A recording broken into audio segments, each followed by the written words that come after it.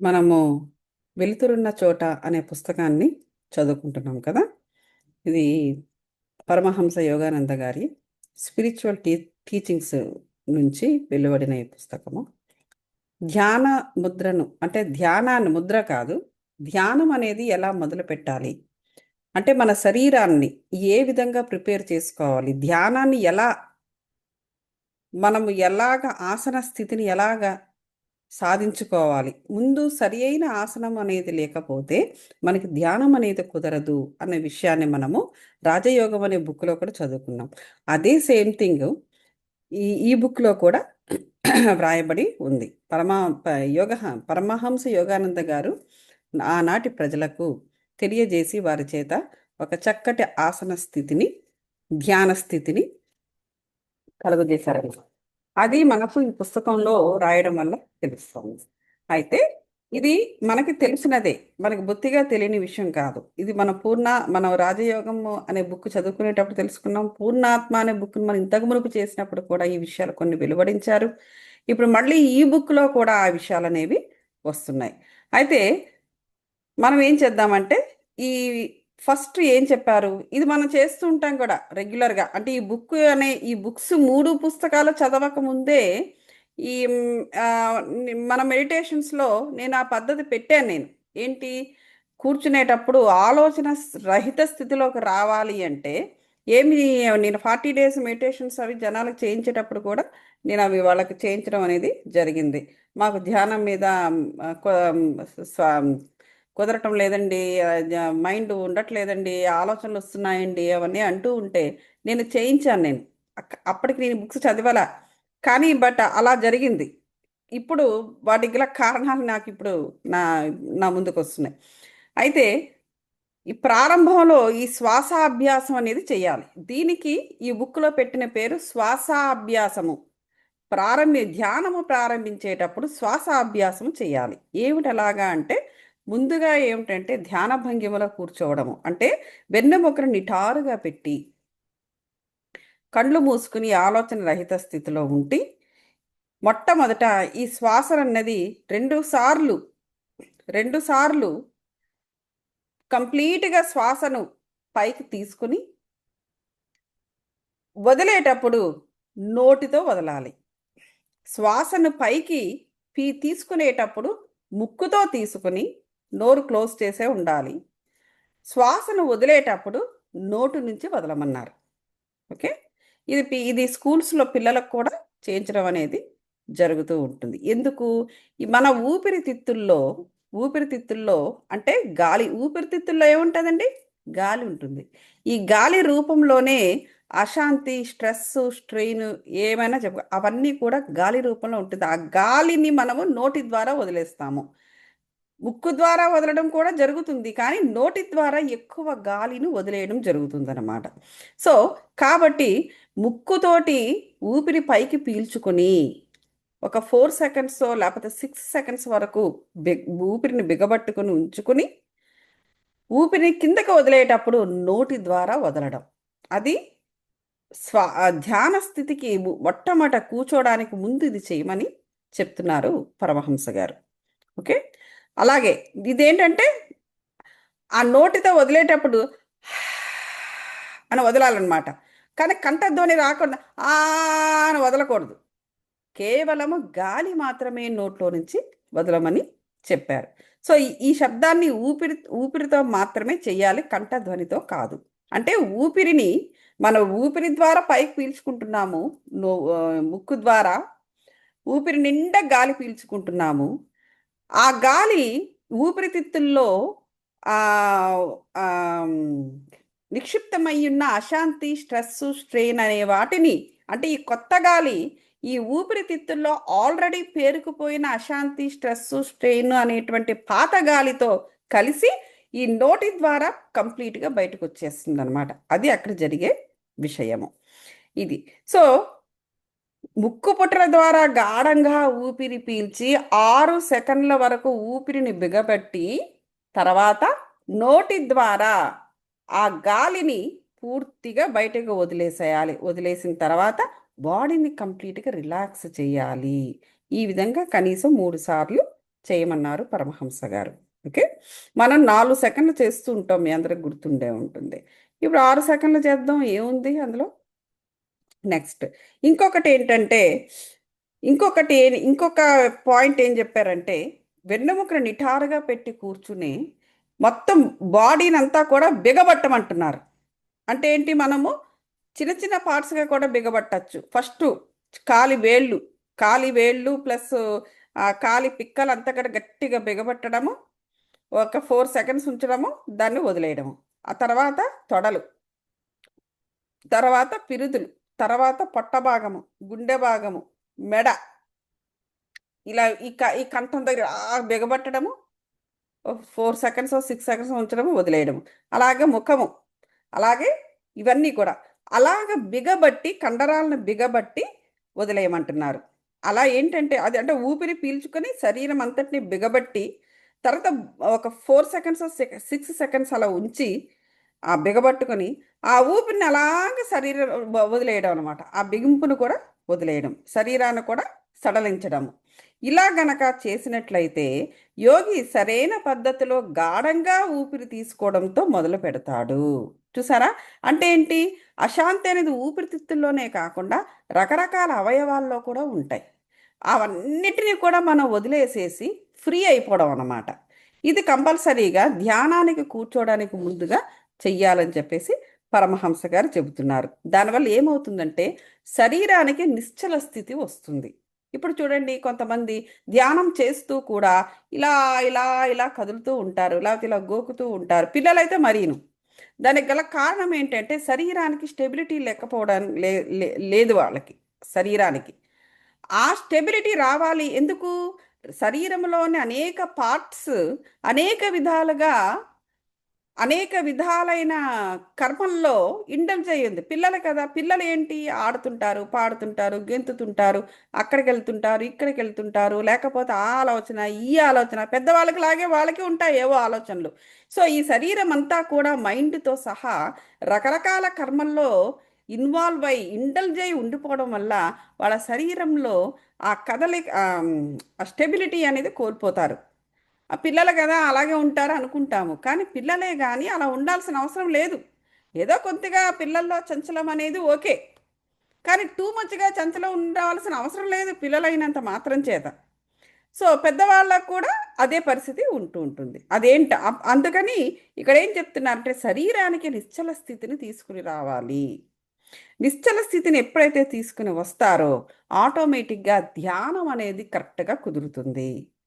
ఇంతకు మునుపు నేను ఈ ఊపిరితో ఇది చేయడం అనేది నేను ఇంట్రడ్యూస్ చేసి నేను జనాలకు చెప్పేదాన్ని, చేయించేదాన్ని. ఇప్పుడు ఈ పాయింట్ కూడా నేను ఇంట్రడ్యూస్ చేస్తాను. కాబట్టి ఎప్పుడు కూడా ఏకాగ్రత ప్రక్రియల ద్వారానే మనసులోని అశాంతికరమైన కదలికలను తొలగించి వేయగలడు మానవుడు. చూసారా? ఎప్పుడు కూడా ఏకాగ్రత ప్రక్రియ అంటే ఫోకస్ చేయడము. దేని మీద ఫోకస్? శ్వాస మీద ధ్యాస పెట్టడము. ఈ శ్వాస మీద ధ్యాస పెట్టడము, శ్వాసతోనే రకరకాల ఈ టెక్నిక్స్ చేయడము ద్వారానే ఈ మనసులో ఉన్న అంటే మనసులో ఉన్న అశాంతి, ఒక మనసే కాకపో బుద్ధి, బుద్ధి యొక్క అశాంతి, ఇలా రకరకాల అశాంతులు అవన్నీ కూడా వాటి యొక్క కదలికలు కూడా ఈ మనము శరీరం నుంచి తొలగించుకోగలము అనేసి చెబుతున్నారు ఇక్కడ. శరీరము మనస్సుల పరిపూర్ణ నిశ్చలత్వం ద్వారానే యోగి తన ఆత్మ సన్నిధిలో లభించే అనిర్వచనీయమైన శాంతిని అనుభవించగలడు. చూసారా? శరీరాన్ని మనసుని పూర్తిగా శాంతియుతం చేయాలి. ఇంతకు మునుపు ఓం శాంతి అనేటువంటి ఒక వీడియో పెట్టాను నేను. సో అది కూడా శాంతినే, మొత్తం శరీరం అంతటికీ కూడా శాంతి. ఆ ఎఫిర్మేషన్స్ అన్నీ కూడా దానికి శాంతినిచ్చే ఎఫిర్మేషన్సే చెబుతూ ఉంటారు. సో ఇక్కడ కూడా ముందు మనకి శరీరానికి మనసుకు శాంతిని కల్పించినప్పుడే ఆ తర్వాతే ధ్యానం అనేది కుదురుతుంది అని పరమహంస గారు కూడా చెబుతున్నారు. ఇది చిన్న ప్రాక్టీస్ కదా, ఇది మనం చేద్దాం ఇప్పుడు. ఓకే, కళ్ళు మూసుకోండి మాస్టర్స్. వెన్నెముకను నిటారుగా పెట్టండి. 2 అరచేతులను క్లాస్ప్ చేసుకుని కానీ, లేక బ్రహ్మముద్ర కానీ, లేకుంటే ఇలా ఓపెన్గా పామ్స్ ఇలా ఓపెన్గా పెట్టి ఈ కాళ్ళ మీద కానీ పెట్టుకోండి మాస్టర్స్, ఏదైనా ఒకటే. రెండు కాళ్ళు కూడా ఫోల్డ్ చేసుకోండి. ఆలోచన రహిత స్థితిలో ఉండండి. ఆలోచన రహిత స్థితి అంటే కండ్లు మూసుకుంటే బ్లాంక్. దృశ్యాలు, మనుషులు, ఆలోచన, ఈ ఆలోచన ఏది ఉండద్దు. అలా బ్లాంక్, అలా నిశ్చలంగా, ఆ బ్లాంక్నెస్ అనేది కూడా నిశ్చలంగా ఉండాలి. అలా చంచలంగా ఉండడానికి లేదు. అలా చంచలంగా లేదు అంటే నీకు ఆలోచన రహిత స్థితిలోకి నువ్వు ఇమ్మీడియట్గా వచ్చావు అని లెక్క. శ్వాస మీద ధ్యాస పెట్టండి మాస్టర్స్. ఇప్పుడు వెన్నెముక నిటారుగా పెట్టారు కదా. ఇప్పుడు పూర్తిగా ఊపిరితిత్తుల నిండా కూడా గాలి పీల్చుకోండి. దేని ద్వారా? ముక్కు పుటాల ద్వారా పీల్చుకొని అక్కడ దాన్ని హోల్డ్ చేయండి. వెంటనే ఊపిరి వదిలేయద్దు, హోల్డ్ చేయండి. ఎంతవరకు? 6 సెకండ్స్, 6 క్షణాలు. వన్, మీకు మీరే లెక్క పెట్టుకోండి మీ మైండ్లో. 1 2 3 4 5 6 అని. అప్పుడు నెమ్మదిగా ఆ ఊపిరిని వదలండి. ఎలా? మళ్ళీ ముక్కు ద్వారా కాదు, నోటి ద్వారా అనేసి వదిలిన తర్వాత పూర్తిగా బాడీని రిలాక్స్ చేయండి. ఈ విధంగా 3 సార్లు చేయండి మాస్టర్స్. ఓకే, స్టార్ట్ చేద్దాం. Take a deep breath masters. Hold the breath for 6 seconds. Count for 6. 1 2 3 4 5 6. ఇప్పుడు నోటి ద్వారా ఊపిరి వదలండి.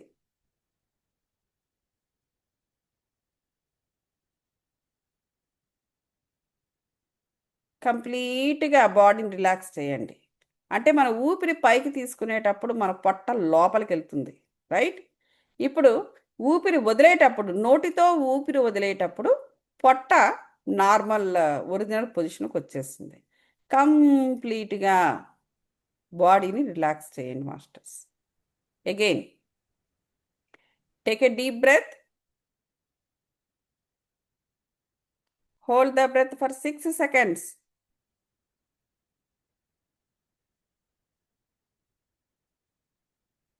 Now release the breath through mouth.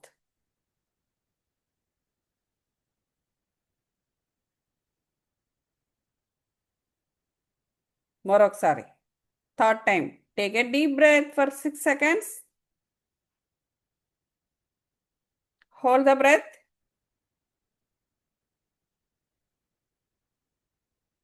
Release the breath through mouth.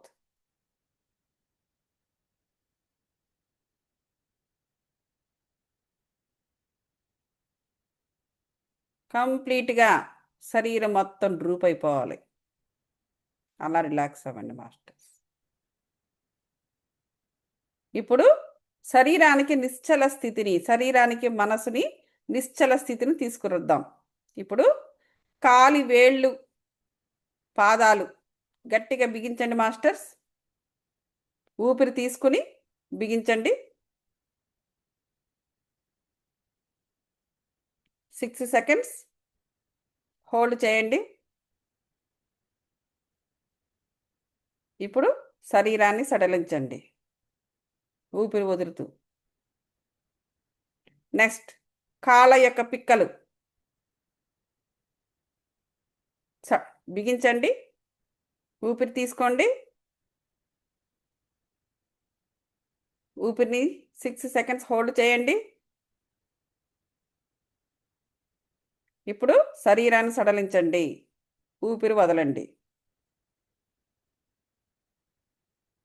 ఇదే పద్ధతిలో ఇప్పుడు కాళ్ళ యొక్క తొడలు రెండు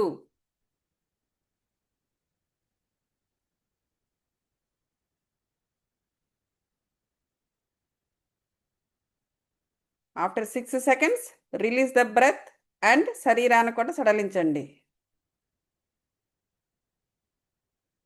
ఇప్పుడు ముందు భాగము, వెనక భాగము, పిరుదులు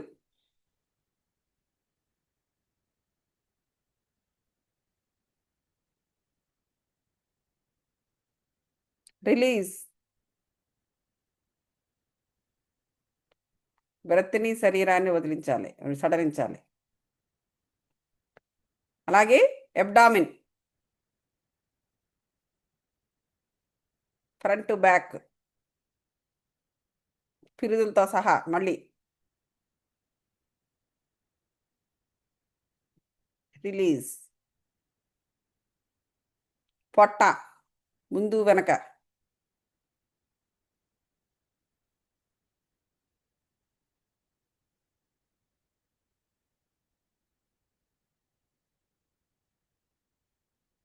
రిలీజ్. చెస్ట్ భాగము ఫ్రంట్ బ్యాక్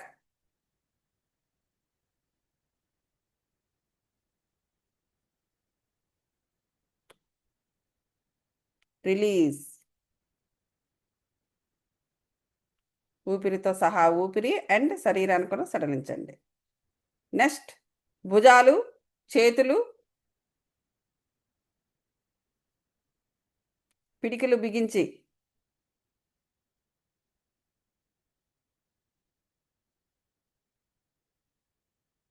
రిలీజ్. భుజాలు, మెడ, ఫ్రంట్ బ్యాక్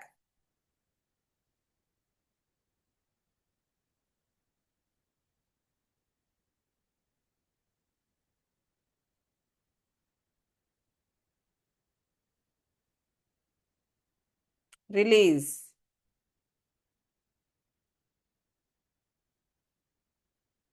ఇప్పుడు ముఖము, మెడ కూడా కలుస్తుంది, పర్వాలేదు. అలాగే చెవులు, మొత్తం ఆ భాగాలంతా కూడా ఫ్రంట్ టు బ్యాక్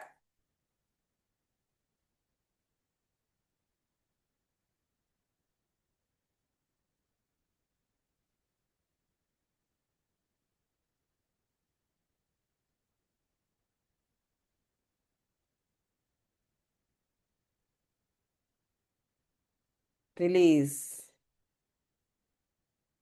అలాగే నుదురు, తల, కళ్ళు,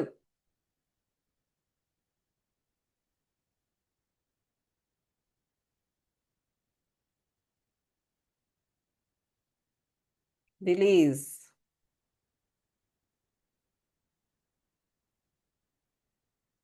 ఎలా ఉంది మాస్టర్స్? శరీరం అంతా అలాగ బిగించి సడలించిన తర్వాత ఏదో లోపల నుంచి పూర్తిగా రిలీజ్ అయ్యి కొంచెము శక్తి అంతా పోయినట్టుగా అనిపిస్తూ ప్రశాంతంగా ఉంది కదా, శాంతియుతంగా శరీరం అంతా కూడా. ఈ స్థితిలో ఉండి ధ్యానం స్టార్ట్ చేయాలంటే ఎక్కడెక్కడ మనకు ఆ లోపల ఉన్న స్ట్రెస్, స్ట్రెయిన్ అంతా కూడా శరీరంలో నుంచి బయటకు వచ్చేసి ఆ నోటి ద్వారా బయటకు పోయి కొంత శరీరం యొక్క సడలింపుకి ఆ నిశ్చల స్థితి వస్తుందన్నమాట. సో ఈ స్థితిలోనే ఉండి మిగతా పాట కూడా వినండి మాస్టర్స్.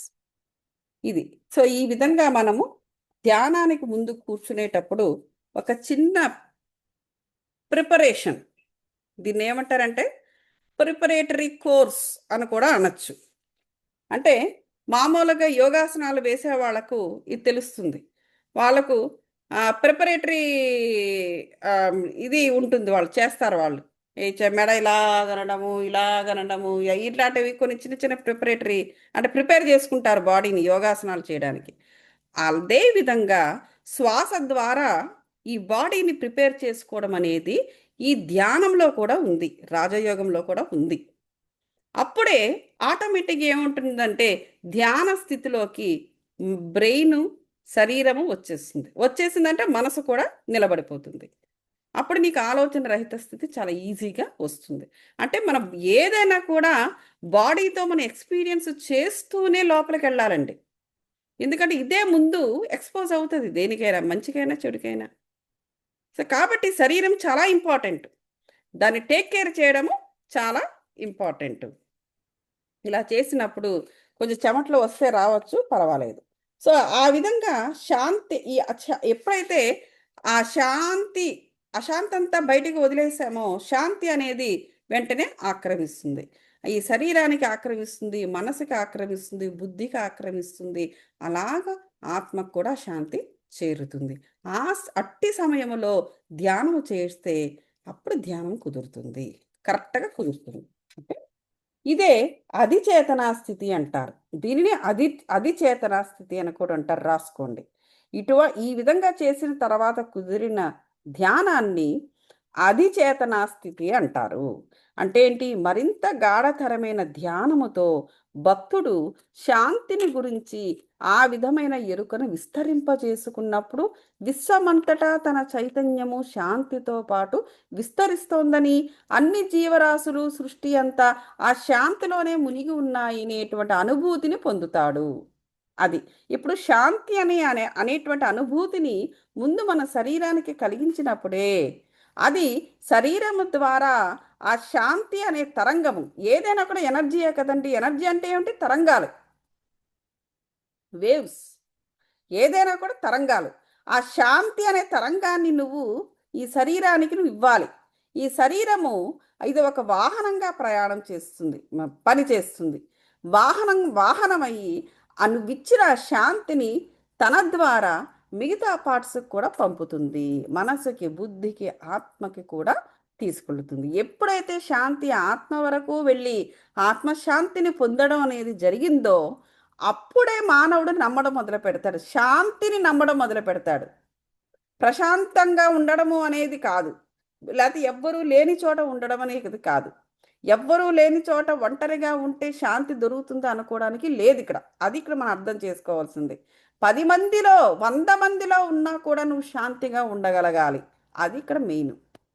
ఎవ్వరు మనుష్య సంచారమే లేకుండా కేవలము అక్కడ ఒక జలపాతమో, లేకపోతే అక్కడ ఒక నది పారుతూ ఉండడమో, లేకపోతే ఒక గాలి వీచుతూ ఉండడమో, అటువంటి ప్రదేశానికి నువ్వు వెళ్ళినా నీలో శాంతి అనేది లేనప్పుడు ఈవెన్ ఆ గాలి వీస్తున్న గాలి కూడా నిన్ను ఇరిటేట్ చేస్తుంది. జలజల పారే ఆ అందమైన ఆ నీరు కూడా, దాని యొక్క శబ్దం కూడా నిన్ను ఇరిటేట్ చేస్తుంది. ఎందుకంటే శాంతి అనేది ముందు నీ దగ్గర లేదు కదా. ఆ శాంతి అనేది నీ దగ్గర లేనప్పుడు నువ్వు శాంతి తత్వాన్ని నువ్వు పొందలేవు. నీకు ఆ తత్వమే లేనప్పుడు నువ్వు ఎక్కడి నుంచి నువ్వు తెచ్చుకుని పెట్టుకుంటావు? ముందు నువ్వు ప్రాక్టీస్ చేయాలి. ఆ శాంతి అనేటువంటి తరంగాన్ని నువ్వు పట్టుకోవాలి. పట్టుకుని నువ్వు శరీరానికి నువ్వు ఇచ్చినప్పుడు నీ శరీరము ఒక వాహనములా పనిచేసి లోపలికి తీసుకెళ్తుంది. ఆ శాంతి ఎప్పుడైతే ఆవరించిందో అప్పుడే నువ్వు అనుభూతి చెందుతావు శాంతిని. అనుభూతి చెంది నీకు మొత్తము సకల కోటి జీవరాశులలోని కూడా ఉన్న శాంతిని కూడా నువ్వు ఎక్స్పీరియన్స్ చేస్తావు. ప్రతి చెట్టు పుట్ట, జలపాతము, లేకపోతే నీరు, గాలి, పంచభూతాలలో ఉన్న శాంతిని కూడా నువ్వు ఎక్స్పీరియన్స్ చేస్తావు. ముందు అది నీ దగ్గర ఉండాలి. ప్రేమ అనేది నీ దగ్గర ఉన్నప్పుడే నువ్వు ఎక్కడెక్కడ ఉన్న ప్రేమనంతా నువ్వు ఎక్స్పీరియన్స్ చేస్తావు. శాంతి అనేది ముందు నీ దగ్గర ఉన్నప్పుడే, ఏదైనా నీ దగ్గర ఉండాలి. నీ దగ్గర ఉన్నప్పుడే నువ్వు అది ఎక్స్పీరియన్స్ చేయగలవు. నువ్వు లేనిది నువ్వు చెయ్యలేవు. సరే, నీకు లేదు, ఇప్పుడు సాధించుకో. సాధించుకున్న తర్వాతే నువ్వు ఎక్స్పీరియన్స్ చేయగలవు. అప్పుడు ఆ విధంగా ఎప్పుడైతే నువ్వు శాంతిని, ప్రేమను ఎప్పుడైతే నువ్వు కైవసము చేసుకున్నావో నువ్వు ఎటువంటి స్థితిలో ఉన్నట్టు లెక్క? విశ్వచేతనా స్థితిలో ఉన్నట్టు లెక్క. విశ్వచేతనా స్థితి అంటే విశ్వమంతా కూడా ఏ విధమైన స్థితిలో ఉంటుందో నువ్వు అదే స్థితికి వచ్చావని అర్థము. శాంతిని ఇతడు ప్రతి చోట, అప్పుడు శాంతి అనే దాన్ని ప్రతి చోట అతను దర్శించగలడు. పుష్పాలలో, ప్రతి మానవుడిలో, వాతావరణములో, భూమి, ఇతర లోకాలన్నీ ఆ శాంతి సాగరములో బుడగల్లా తేలియాడుతున్నట్లు అతను దర్శిస్తాడు. అది అప్పుడు ఎక్కడ చూసిన శాంతి సాగరం కనబడుతుంది. భూమిలో, వాతావరణంలో, ఇతర లోకాల్లో, పుష్పాల్లో కూడా శాంతి కనిపిస్తుంది. లేకపోతే ఎంత అందంగా ఉన్న పుష్పం అయినా వాళ్ళని ఇరిటేట్ చేస్తుంది. భక్తుడు ధ్యానములో మొదట అనుభవించే ఆంతరిక శాంతి ఆత్మే. భక్తుడు అనేవాడు ధ్యానంలో ఉన్నాడు అంటే మొట్టమొదట వాడికి సంప్రాప్తించే తరంగము శాంతి తరంగము. ఇంకా లోతుగా వెళ్ళినప్పుడు అతను ఆ అనుభూతినే చెందుతూ ఇంకా అత్యధికమైన శాంతిని పొందుతాడు. అత్యధికమైన శాంతిని పొందిన ఆ స్థితిలో ఏమంటారండి? విశ్వచేతన స్థితిలోనే భగవంతుణ్ణి దర్శించగలడు. అన్నిటితో ఏకత్వాన్ని అనుభవించే భక్తుడు అనంతమైన తన ఆంతరిక జ్ఞాన మందిరములో భగవంతుడిని ప్రతిష్ఠించుకుంటాడు. అది భగవత్ సాక్షాత్కారం అంటే. భగవత్ సాక్షాత్కారాన్ని పొందుతాడు. ముందు నీ ఆత్మ సాక్షాత్కారము, తర్వాత భగవత్ సాక్షాత్కారము. ఈ రెండు కూడా నీ జ్ఞాన మందిరంలోనే జరుగుతుంది. నువ్వు ఎన్ని పూజలు, వ్రతాలు, లేకపోతే ఎన్ని రకాల మెడిటేషన్స్ చేసినా కూడా నువ్వు ఆ శాంతి తరంగాన్ని నువ్వు పట్టుకోనప్పుడు నువ్వు నీ లోపల ఉన్న జ్ఞాన మందిరంలోకి నువ్వు అడుగు పెట్టలేవు. దేవుడు ఎక్కడుంటాడు? పరమాత్మ కదా అతను. పరమ ఆత్మ. పరమ అంటే ఏంటి? విశిష్టమైన, చాలా విశిష్టమైన ఆత్మ. ఎందుకు విశిష్టమైన వాడయ్యాడు అతను? జ్ఞానం వల్ల అయ్యాడు. సో నీ లోపల జ్ఞాన మందిరం ఉంది. ఆ జ్ఞాన మందిరంలో నువ్వు అడుగు పెట్టాలి అంటే నీకు ఇది చాలా అవసరము. నెక్స్ట్, ఆత్మలోని శాంతి, ఆనందాలపై మనస్సును ఏకాగ్రత చేయడం. చూడండి, ఆత్మలో శాంతి మెయింటైన్ అవ్వాలి అంటే ఏం చేయాలండి? ఆనందం మీదే మనస్సును ఏకాగ్రం చెయ్యాలి. ప్రశాంతంగా ఉండాలి, చూడాలి. ప్రశాంతంగా ఉండడమే కాదు, ప్రశాంతంగా చూడడం. చంచలంగా ఉండడానికి లేదు అక్కడ. ప్రశాంతంగా చూడడం, ప్రశాంతంగా వినడం, అవతల వాడు ఏం చెప్తున్నాడు అని ప్రశాంతంగా వినడం. అట్లీస్ట్ లేకపోతే లోపల ఉన్న మన ఆత్మ ఏం చెప్తుందా అని దాని మాట కూడా ప్రశాంతంగా వినడం. ప్రతీది అనమాట. ఒక పురుగు ఏదో శబ్దం చేస్తుంది, ప్రశాంతంగా వినడం. ఒక గాలి అలా వీచుతోంది, ఒక పిల్లగాలి, ప్రశాంతంగా వినడం. ఈ చెవులు ఉన్నందుకు దానికి కూడా ఒక ప్రశాంతతను కలిగించాలి. అలాగే వాసన చూడడం, రుచి, స్పర్శ. నువ్వు మంచి మంచి వాసనలు గనక నీ ముక్కుకు చూపించకపోతే కొద్ది రోజులకి వాసన తెలియట్లేదండి, వాసన చూసే లక్షణాన్ని కోల్పోతుంది. ఇది స్పిరిచువల్ యాక్ట్ యాక్చువల్గా.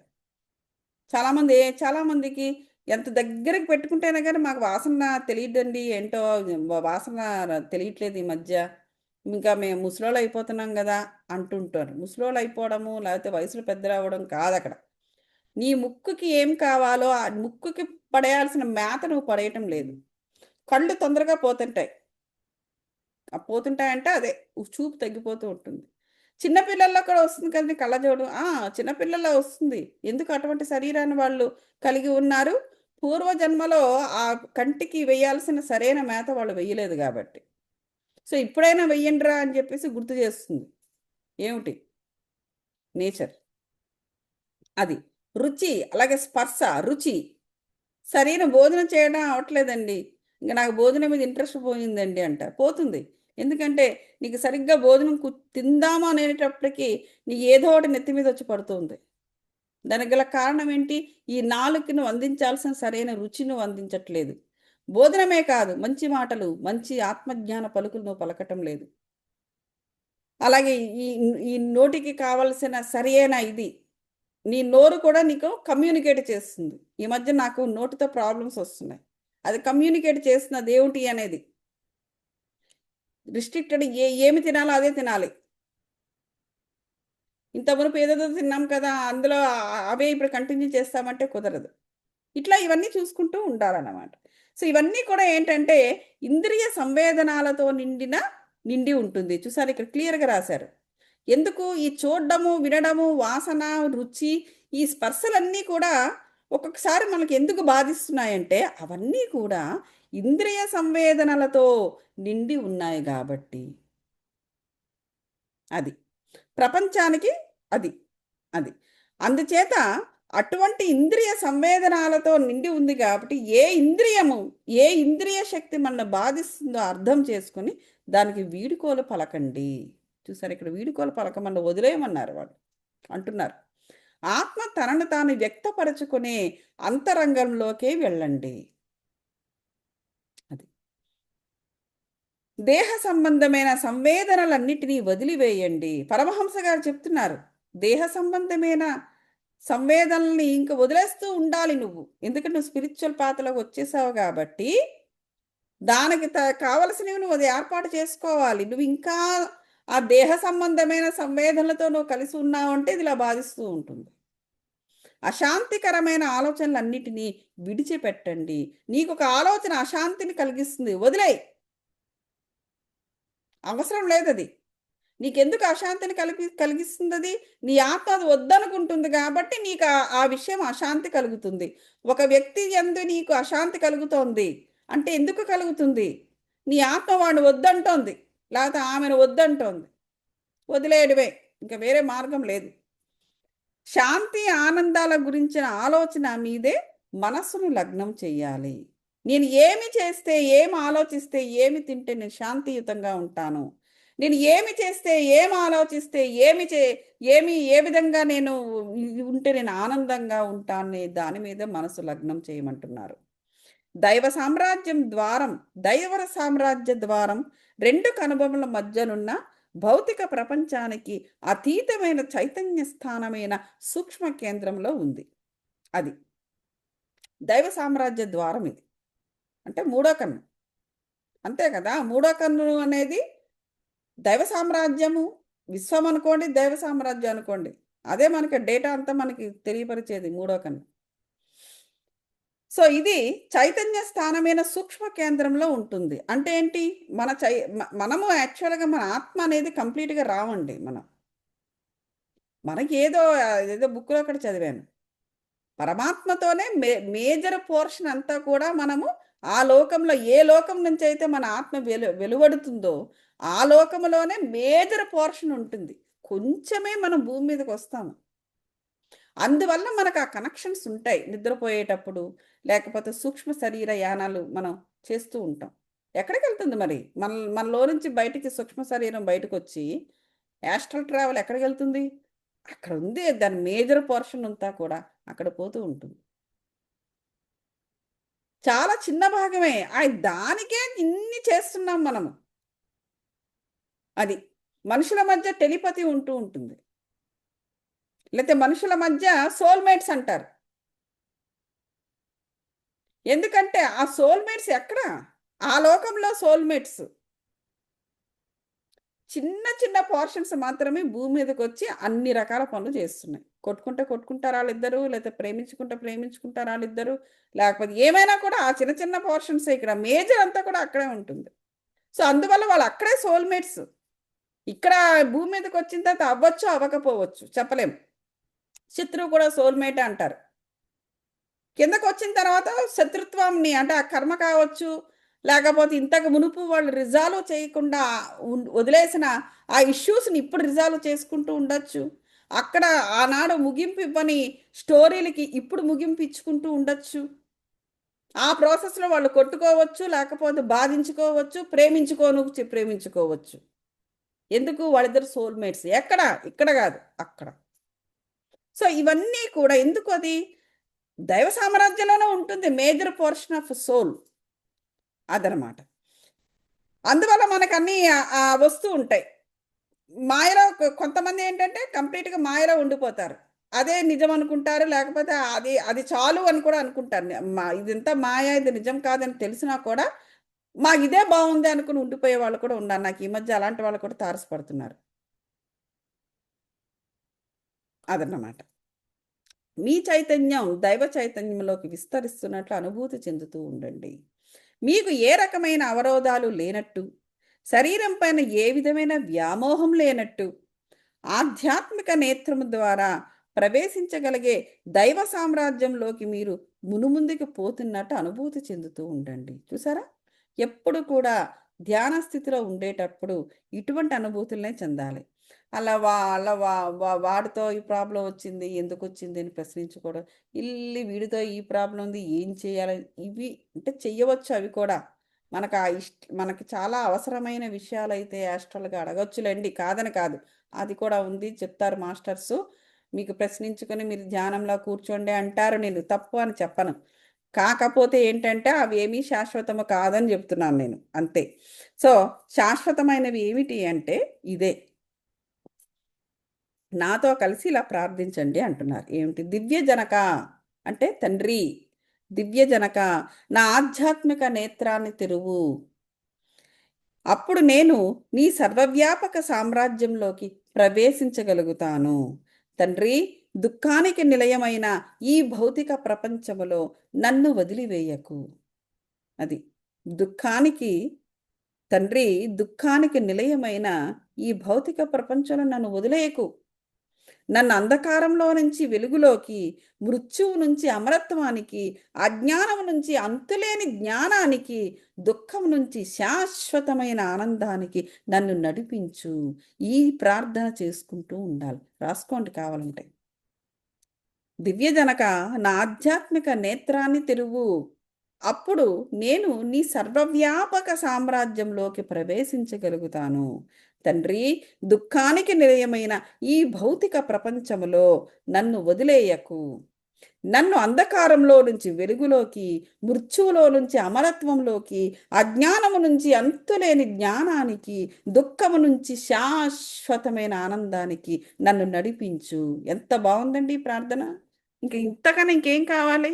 ఇదంతా జరిగింది అంటే నీకు అసలు దుఃఖంతో ఏ సంబంధం ఉండదు. నీకు అసలు అవసరమే లేదు. ఎంత దుఃఖం ఉన్నా, దుఃఖ సాగరంలో మధ్యలో ఉన్నా కూడా నేనేమి చేయదు. ప్రగాఢమైన ధ్యాన యోగ శాస్త్రము ఏమిటది? రాజయోగం. మనం ఈ బుక్ చదివాం, గుర్తుంది కదా మీకు? రాజయోగం చదివాం మనం. మంచి పని చేసాం యాక్చువల్గా. సో ఓకే మాస్టర్స్, మనం ఏం చేద్దామంటే మెడిటేషన్ చేద్దాము. ఇంకా ఇది రేపటితోటి ఈ 3వ అధ్యాయం కూడా అయిపోతుంది మనకి. ఓకే, ఇప్పుడు మనము మెడిటేషన్ చేద్దాం. కళ్ళు మూసుకోండి, నిఠారుగా పెట్టండి. మనం ఆల్రెడీ ప్రిపరేటరీ కోర్సు చేశాము కాబట్టి శరీరాన్ని సడలించాము, శరీరం నిశ్చల స్థితిలో ఉంది ఇవన్నీ. కాబట్టి డైరెక్ట్గా మెడిటేషన్ చేద్దాం. కాస్మిక్ పాజిటివ్ డివైన్ ఎనర్జీస్ని యాక్సెస్ చేయించున్నాం మాస్టర్స్ ఫ్రమ్ కాస్మాస్. అలాగే అనేక వెలుగు మండలాల నుండి వెలుగు లైట్ ఎనర్జీస్ను, గోల్డెన్ రేస్ హీలింగ్ ఎనర్జీస్ను, అలాగే లైఫ్ ప్రాణశక్తి లైఫ్ ఎనర్జీస్ను కూడా మనము ఒక జలపాత ధారలా మన పైన ప్రవహిస్తున్నట్టుగా ఆ ఎనర్జీస్ని బ్రైట్ ఎనర్జీస్గా ఊహించుకుంటూ ఆ ధారలో మునిగిపోండి మాస్టర్స్. ఆరా పూర్తిగా ఈ ఎనర్జీస్తో నిండి ఉన్నట్టుగా ఊహించండి మాస్టర్స్.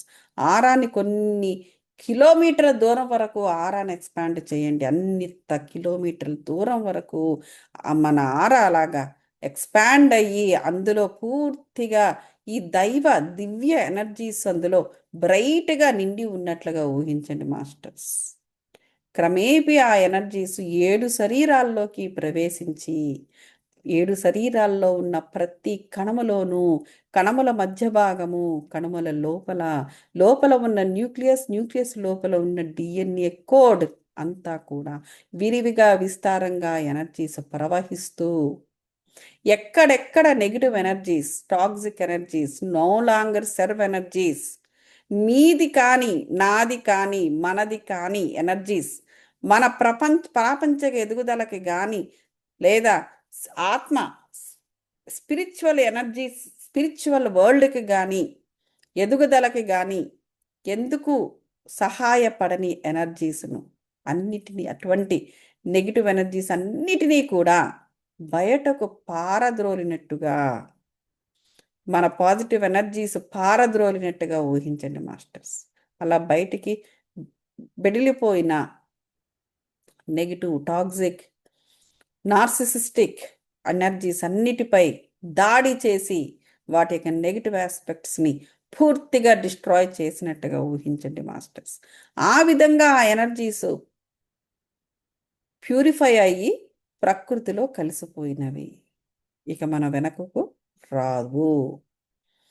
ఇప్పుడు పూర్తిగా ఆరా మరియు 7 శరీరాల్లో పాజిటివ్ డివైన్ ఎనర్జీస్ విరివిగా విస్తారంగా ప్రవహిస్తున్నాయి మాస్టర్స్. ఈ ఎనర్జీస్లో నిక్షిప్తమై ఉన్న అనేక డివైన్ గురు శక్తి, డివైన్ ఏంజిలిక్ శక్తి, డివైన్ సోల్స్ యొక్క శక్తి కూడా నిక్షిప్తమై ఉన్నవి.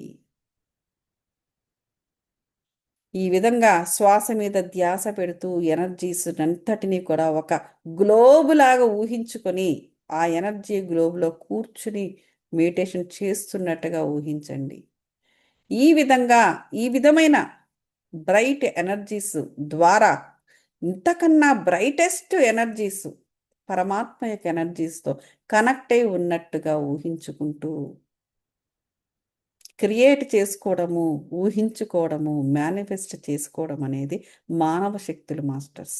ఈ మానవ శక్తులను ఉపయోగించి ఈ ఎనర్జీస్ను మీలో ఎస్టాబ్లిష్ చేసుకోండి మాస్టర్స్.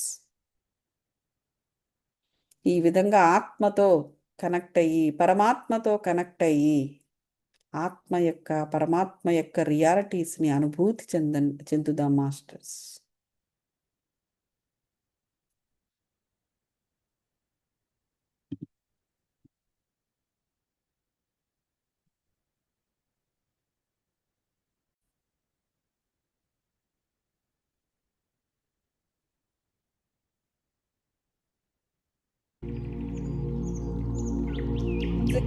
వినబడకపోతే నాకు చెప్పండి.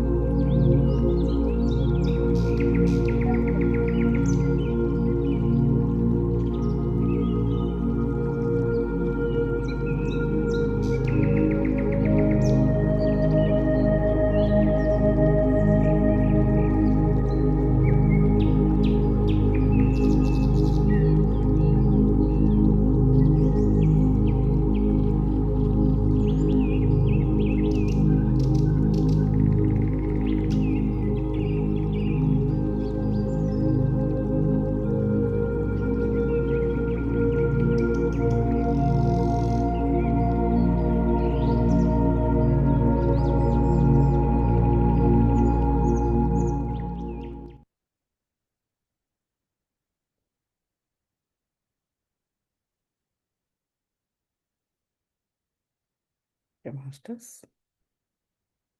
Cosmic positive divine energies, healing energies, life energies, cosmos విశ్వానంతరికి ధన్యవాదాలు తెలుపుకుంటున్నాం మాస్టర్స్. ఈ హై ఎనర్జీస్ నుండి నార్మల్ స్టేట్ ఆఫ్ మైండ్కి నెమ్మదిగా రావడానికి ట్రై చేయండి మాస్టర్స్.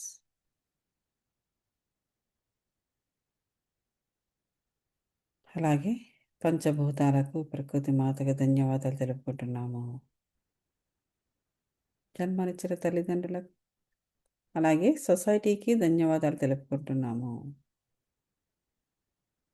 మీ 7 శరీరాలకు ధన్యవాదాలు తెలుపుకోండి మాస్టర్స్. 2 అరచేతులు తీసుకుని కంఠం మీద పెట్టుకోండి. 5 సెకండ్స్. ఇప్పుడు పూర్తిగా ఊపిరి పైకి పీల్చండి మాస్టర్స్. నెమ్మదిగా ఊపిరిని వదులుతూ 5 సెకండ్స్. 5, 4, 3, 2, 1, 0.